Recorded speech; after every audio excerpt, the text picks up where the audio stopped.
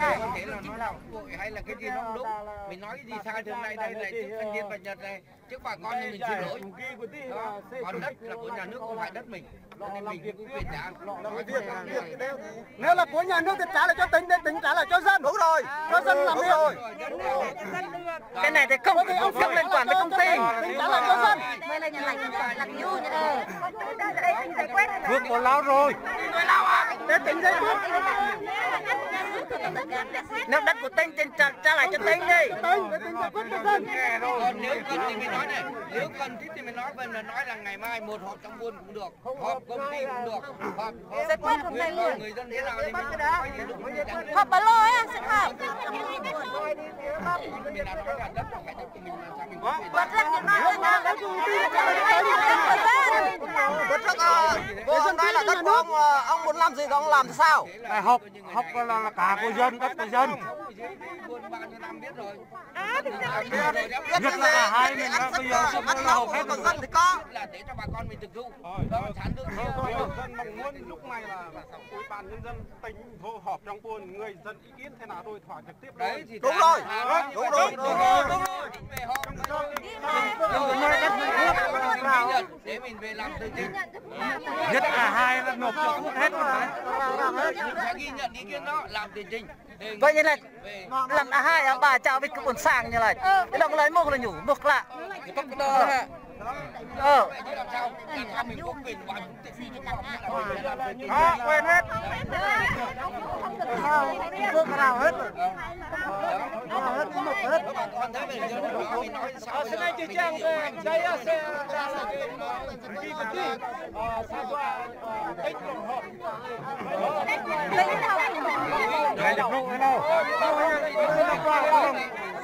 Công ty như bà cái đồng tin tắc này như bà cái đồng tin nào.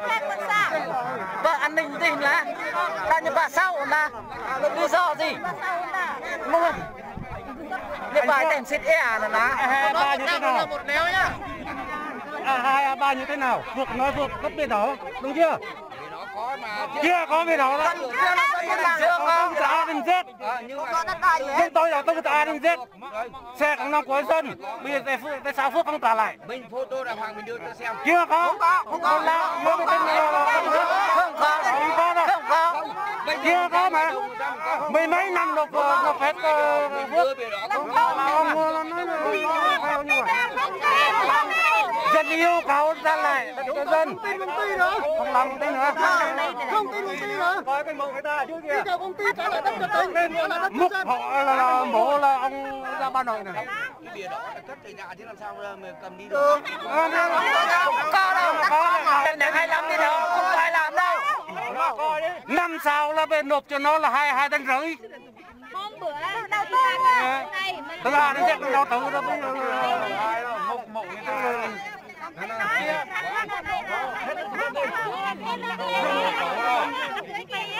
Không, cái này không đâu, hành của mình nhưng mà cái đất nào còn nhà nước ra mình quản lý mà người ta mình hay. Tại sao hôm bữa Phương nói là đất của Phương, Phương muốn làm gì thì làm. Biết là làm nơi cô người ta để có cuộc họp là để bữa nào cuộc họp nói cho bây giờ ông xe bây giờ chụp đi mình có mình nói được. Hôm nay cao hơn có là chi trả này nhập quyền này cô đấy. Bây giờ này là như lại đây, dù không có quyền giải quyết được. Như loạt cơ. Làm này làm buồn sang cái làm này. Như là thành như tầm mô. Sang cái buồn sang.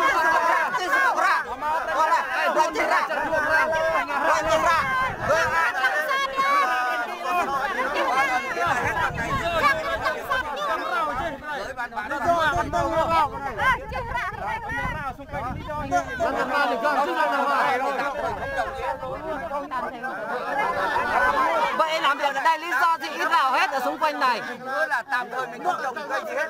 Nó ra làm gì nữa? Bất ý tổng nước nên nào lại Phước là nhắc lại như nước nào chỉ xung quanh này là làm một sáng mà căn màu đấy. Ông Phước làm đất riêng sao? Ông Tôn rồi để người dân đi đường nào? Ông Phước làm sống của dân ở đây. Vào hết phía bên cái hồ rồi. Nhưng mà cái đó đây bây giờ bên chưa được làm được. Làm cái gì? Là bà con nói là mình xin ý kiến của hội đồng quản trị. Xin ý kiến của dân không? Dân địa phương người ta chưa. Bây giờ nguyện vọng của dân muốn trồng như thế thì chưa ký mà. nó chơi giờ là tự mình chưa ký mà. Ông Phước đi vào.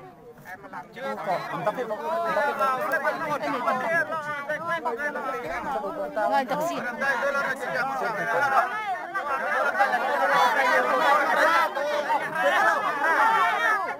Chắc cái này 25 một thấy không? Đừng là sọc lại đâu. Đừng là sọc lại đâu.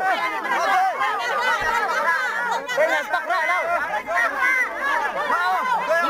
Mau đôi không? Phải đôi. Ngã sọc lại đâu. Ngã sọc lại kỹ đâu hả? Tết đâu hả? Mau, không chỉ kết đâu, ngã ra đâu. Ngã ra đâu. Chán vào cả một cả nó tung thôn lại.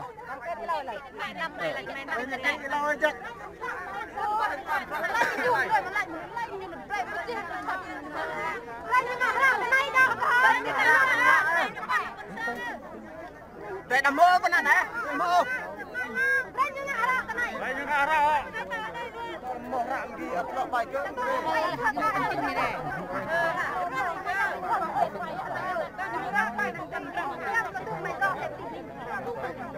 Dạ đùn cả.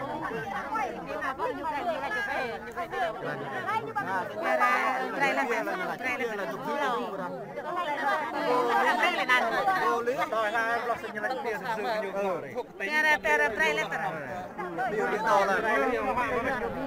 để thoát bao người Bắc Phước đi.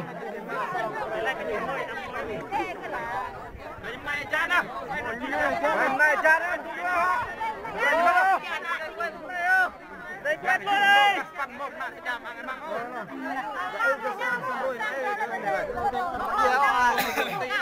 Để là thì nhà cái murung orang itu berapa saya kita nih. Đây quên đi. không bằng người ta còn rẻ ơi ăn. Lệch lạ sân đấy cơ.